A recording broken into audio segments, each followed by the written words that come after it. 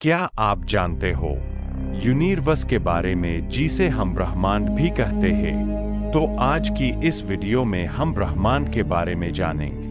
ब्रह्मांड संपूर्ण समय और अंतरिक्ष और उसकी अंतर्वस्तु को कहते हैं। ब्रह्मांड में सभी ग्रह, तारे, गैलेक्सियां, ब्लैक होल, खगोलीय पिंड, गैलेक्सियों के बीच के अंतरिक्ष की अंतर्वस्तु, अपरमाणविक कण और सारा पदार्थ और सारी ऊर्जा सम्मिलित है। जबकि पूरे ब्रह्मांड का स्थानिक आकार अज्ञात है, अवलोकन योग्य ब्रह्मांड के आकार को मापना संभव है। अवलोकन योग्य ब्रह्मांड का व्यास वर्तमान में लगभग 28 अरब पारसेक 91.1 अरब प्रकाश वर्ष है।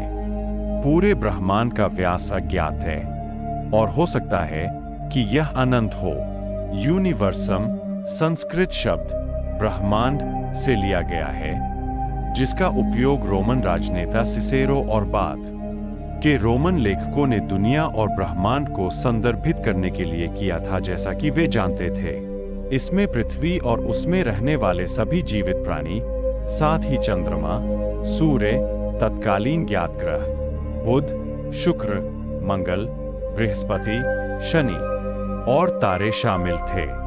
सरल भाषा में कहे तो यह करोड़ों तारे, आकाशगंगा, गैस, ग्रह, नक्षत्र मिलकर ब्रह्मांड का निर्माण करते हैं, जिसका निर्माण काल 13.787 अरब वर्ष पहले शुरू हुआ और ये प्रकाश की गति से बढ़ ही रहा है।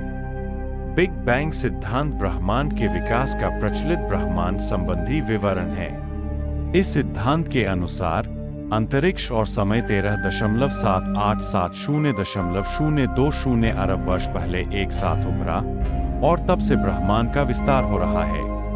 जबकि पूरे ब्रह्मांड का स्थानिक आकार अज्ञात है, अवलोकन योग्य ब्रह्मांड के आकार को मापना संभव है, जो वर्तमान समय में लगभग 93 अरब प्रकाश वर्ष व्यास का है। ब्रह्मांड के सबसे पुराने ब्रह्मांड संबंधी मॉडल प्राचीन यूनानी और भारतीय दार्शनिकों द्वारा विकसित किए गए थे और भूकेंद्रित थे, जो पृथ्वी को केंद्र में रखते थे। सदियों से अधिक सटीक खगोलीय अवलोकनों ने निकोलस कोपरनिकस को सौर मंडल के केंद्र में सूर्य के साथ सूर्य केंद्रित मॉडल विकसित करने के लिए प्रेरित किया। सार्वभौमिक गुरुत्वाकर्षण के नियम को विकसित करने में आइजैक न्यूटन ने कोपरनिकस के काम के साथ साथ जोहान्स केपलर के ग्रहों की गति के नियमों और टाइको ब्राहे द्वारा टिप्पणियों पर बनाया। आगे अवलोकन संबंधी सुधारों ने यह महसूस किया कि सूर्य आकाशगंगा में कुछ 100 अरब सितारों में से एक है, जो ब्रह्मांड में कुछ 100 अरब आकाशगंगाओं में से एक है।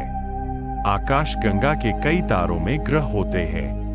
सबसे बड़े पैमाने पर आकाशगंगाओं को समान रूप से और सभी दिशाओं में समान रूप से वितरित किया जाता है, जिसका अर्थ है कि ब्रह्मांड का न तो कोई किनारा है और न ही कोई केंद्र है। छोटे पैमाने पर आकाशगंगाओं को समूहों और सुपर क्लस्टरों में वितरित किया जाता है, जो अंतरिक्ष में विशाल तंतु और रिक्त स्थान बनाते हैं, जिससे एक विशाल झाग जैसी संरचना का निर्माण होता है।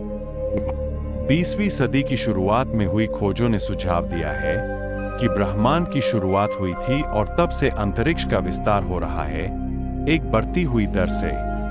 बिग बैंग सिद्धांत के अनुसार ब्रह्मांड के विस्तार के रूप में शुरू में मौजूद ऊर्जा और पदार्थ कम घने हो गए।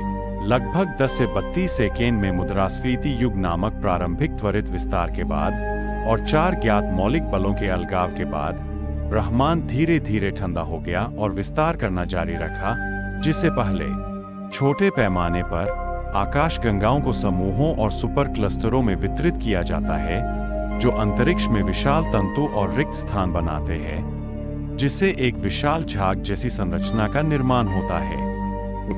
उपरमाणु कणों और सरल परमाणुओं को बनाने की इजाजत मिली।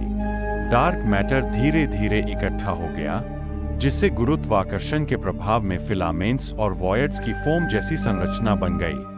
हाइड्रोजन और हीलियम के विशाल बादल धीरे धीरे उन जगहों की ओर खींचे चले गए जहां डार्क मैटर सबसे अधिक सघन था, जिससे पहली आकाशगंगाएं, तारे और आज दिखाईने वाली हर चीज का निर्माण हुआ। तो आप लोगों को पता चल गया होगा ब्रह्मांड के बारे में।